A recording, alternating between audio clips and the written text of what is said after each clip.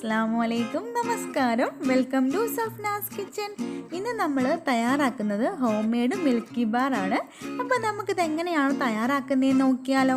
അതിനു മുന്നേ എൻ്റെ വീഡിയോ ആദ്യമായിട്ട് കാണുവാണെങ്കിൽ നിങ്ങൾക്ക് ഇഷ്ടപ്പെടുവാണെങ്കിൽ പ്ലീസ് ഒന്ന് സബ്സ്ക്രൈബ് ചെയ്യാൻ മറക്കല്ലേ കേട്ടോ. തൊട്ടടുത്തുള്ള ബെല്ലൈക്കൺ കൂടി ഒന്ന് ക്ലിക്ക് ചെയ്യണേ. അപ്പോൾ നമുക്ക് നേരെ വീഡിയോയിലേക്ക് പോയാലോ. അപ്പോൾ നമുക്ക് മിൽക്കി ബാർ ഉണ്ടാക്കാനായിട്ട് ആദ്യമേ പഞ്ചസാര ഒന്ന് പൊടിച്ചെടുക്കണം. അതിനായിട്ട് ഒരു മിക്സിയുടെ ജാറിലേക്ക് ഈ ഒരു കപ്പിന് ഞാൻ പഞ്ചസാര എടുത്തിട്ടുണ്ട്. അപ്പം നമുക്ക് നല്ല ഫൈനായിട്ടൊന്ന് പൊടിച്ചെടുക്കാം കേട്ടോ. അപ്പം നമ്മൾ പഞ്ചസാരയൊക്കെ പൊടിച്ചെടുത്തിട്ടുണ്ട്. ഇത് നമുക്കൊരു ബൗളിലേക്ക് ഇട്ട് കൊടുക്കാം. ഇതിലേക്ക് നമുക്ക് ഈ ഒരു കപ്പിന് പാൽപ്പൊടി ചേർത്ത് കൊടുക്കാം. പഞ്ചസാര എടുത്ത അതേ കപ്പ് തന്നെ വേണം കേട്ടോ, അതേ മെഷർമെൻ്റ് ആയിരിക്കണം.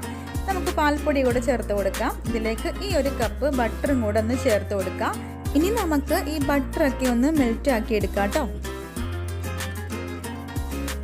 ഇപ്പം ഏകദേശമൊക്കെ ഒന്ന് മെൽറ്റ് ആയിട്ടുണ്ട്. ഇത് കുറച്ചും കൂടി ഒന്ന് ആകാനുണ്ട് കേട്ടോ. അപ്പം നമുക്ക് നന്നായിട്ടൊന്ന് മിക്സ് ആക്കി കൊടുക്കാം കേട്ടോ. ഇപ്പം കറക്റ്റായിട്ട് ഇതൊക്കെ മെൽറ്റ് ആയിട്ടുണ്ട്, എല്ലാം കൂടെ മിക്സ് ആയിട്ടുണ്ട്. നമുക്ക് ഈ ഒരു പരുവമാണ് വേണ്ടത്. നമുക്ക് ഫ്ലെയിം ഓഫ് ചെയ്ത് വെക്കാം. നമുക്കിനി ചോക്ലേറ്റിന് മോൾഡൊക്കെ ഉണ്ടെങ്കിൽ ഇതൊന്ന് അതിൽ വെച്ചിട്ടൊന്ന് സെറ്റാക്കി എടുത്താൽ മതി.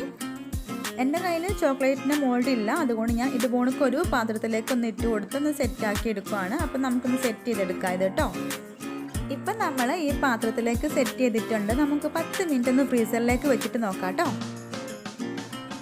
ഇപ്പോൾ ഒരു 10 മിനിറ്റ് ആയിട്ടുണ്ട്. നമ്മുടെ ചോക്ലേറ്റൊക്കെ കറക്റ്റായിട്ട് സെറ്റ് ആയിട്ടുണ്ട്. അപ്പം നമ്മുടെ home made milky bar ready ആയിട്ടുണ്ട്. നല്ല ടേസ്റ്റാണ്, വളരെ പെട്ടെന്ന് നമുക്ക് ഉണ്ടാക്കിയെടുക്കാനും പറ്റും.